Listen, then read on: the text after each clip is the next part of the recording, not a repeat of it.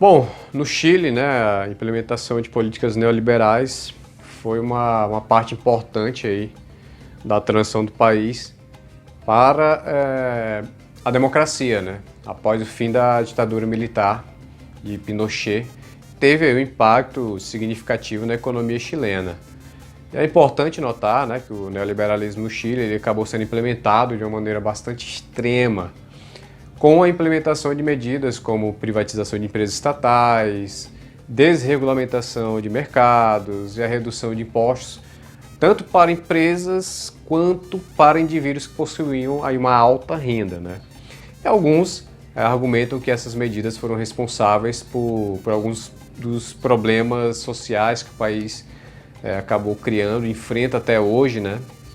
Incluindo aí, dentre eles, desigualdade, precarização de empregos e também precarização de serviços públicos. Em resumo, né, fica claro aí que essas políticas tiveram um impacto significativo na economia e também para a sociedade, né, daquele país.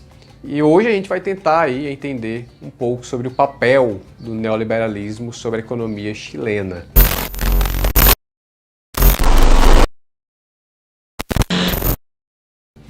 É fato que na década de 1980, o crescimento de alguns países na América Latina foi decepcionante, né? Tanto por fatores como a queda na taxa de crescimento populacional, assim também como a queda no crescimento do PIB per capita.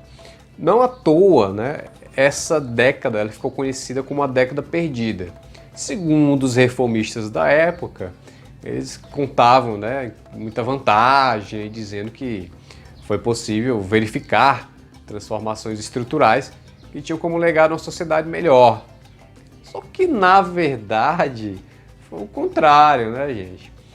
E com relação ao Chile, foi um caso bem específico, né, cujo qual ele acabou sendo ali o primeiro país a implantar tais reformas, né, e a aplicação dessas políticas acabaram se dando ali imediatamente após o golpe de Estado de Pinochet em 1973, onde foi ali que acabou se iniciando uma das mais sangrentas ditaduras da América Latina. Na manhã de 11 de setembro de 73, Salvador Allende é alertado de que um golpe estava em marcha e foi para o Palácio La Moneda, sede do governo.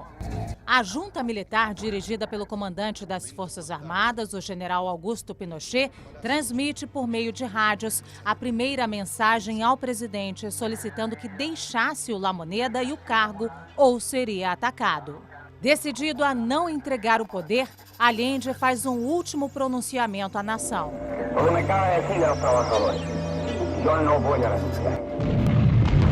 O palácio é bombardeado.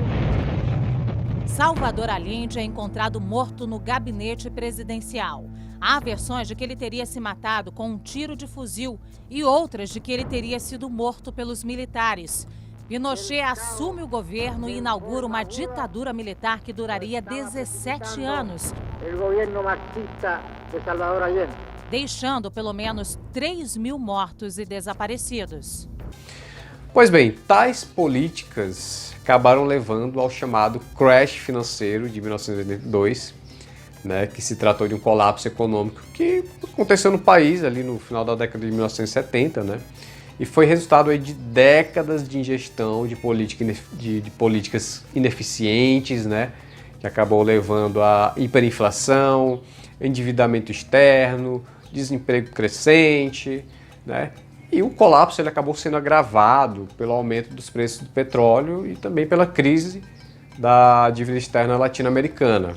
Como resultado, a economia chilena acabou entrando em uma profunda recessão e muitas pessoas ficaram aí sem empregos, inclusive sem os meios básicos de subsistência, né? Pois bem, galera, o governo chileno ele buscou, devido a isso, ajuda internacional, né, acabou implantando aí algumas reformas severas, incluindo a implementação do plano laboral e a liberalização comercial, né, como uma forma de tentar recuperar a economia.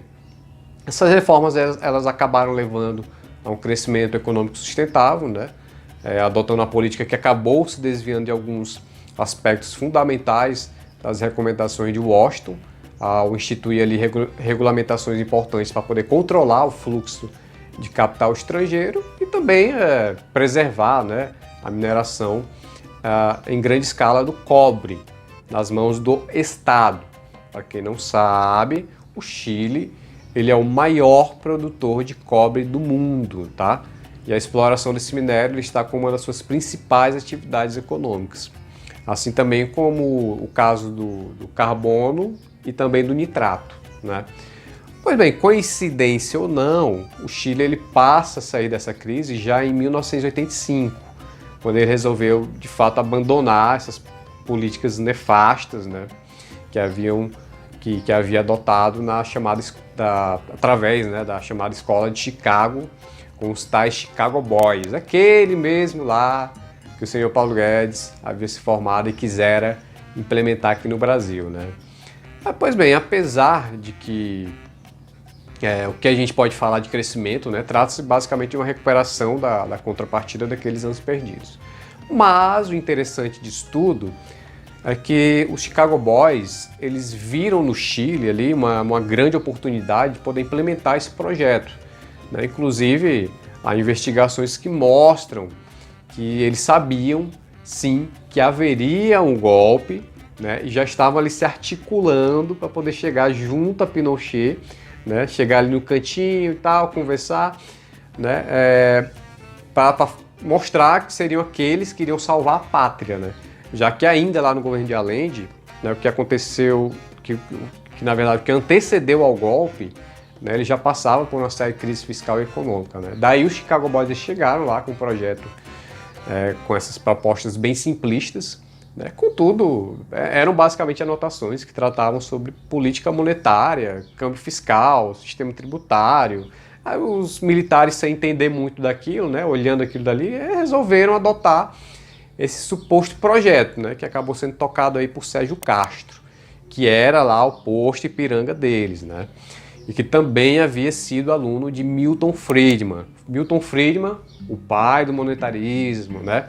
O próprio Friedman ele já havia feito algumas visitas lá no Chile e dizia o quê? O país está doente, o país ele precisa passar por um tratamento, só que esse tratamento ele não deveria ser feito de maneira gradual. Não, tem que ser feito de uma vez só, de uma lapada só. Daí surge a ideia de se realizar um tratamento de choque. E tratavam isso como um projeto revolucionário, como aquilo que seria conhecido como novo capitalismo, né, que poderia ser aplicado em qualquer país. Só que eles não levam em consideração que cada país ele possui as suas peculiaridades, tanto no contexto econômico quanto no contexto social, né? Agora vou falar algo aqui que pode parecer surpreendente para vocês, ou não, né? Bom, vocês sabem quais foram as políticas adotadas por eles? Vamos lá, primeiramente, contingenciamento em todas as áreas públicas e sociais e privatizações massivas de estatais a preço de banana. Te lembra alguém? Até 1978, um quarto dos trabalhadores de serviço público foram demitidos.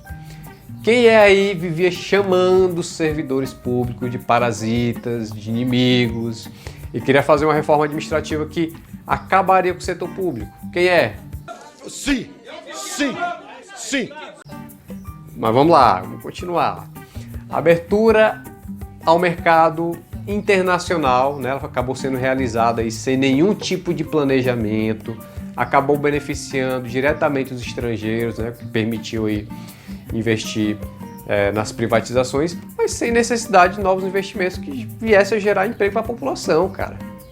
Né? Então, veja bem, todas essas medidas elas foram usadas como uma forma de tentar desafogar as contas públicas, onde a venda dessas estatais ia promover um incremento imediato de recursos à União. Com o intuito de quê? Obviamente fazer caixa. E quem dizia aqui no Brasil queria fazer 1 trilhão em cash com a venda de estatais que acabou não se concretizando? Quem? Seu Paulo Guedes. Sim, sim, sim. Então, veja, pessoal, essas medidas a curto prazo não tinham como... Aliás, a curto prazo tinha como sustentar, tão tal que enganou muito trouxa, né? Mas logo com o tempo não se sustentaram. Pô, pô, cara, acabou não ocorrendo a criação de novas empresas, né? Em consequência, não houve empregabilidade, não houve aumento do PIB, né? Porém, mesmo com esse cenário, era mais benéfico para a grande classe burguesa a manutenção dessa conjuntura. Por quê? Porque estavam investindo pouco, estavam faturando muito, né? Mas você pensa que acabou? Né? Ainda houve medidas, né, como privatização de bancos públicos. Olha aí, né? Quem se lembra que o senhor Paulo Guedes havia colocado o Banco do Brasil na fila das privatizações? Desestatização de escolas, criação de monopólio de plano de saúde, capitalização de previdência, capitalização da previdência. Pô, acusação idiota, pô. E tudo isso nós vimos como um projeto que estava sendo aplicado aqui no Brasil, cara, aqui debaixo dos nossos narizes, né? E que trouxe enormes consequências ao Chile, como um aumento da concentração de renda, assim também como um aumento da desigualdade que a gente também passou a perceber aqui no Brasil. E o engraçado é que, assim, de fato, para alguns parecia um milagre, porque assim, aparentemente o país estava crescendo sem nenhum tipo de investimento, né? Enquanto na verdade ele era um dos países mais endividados da América Latina.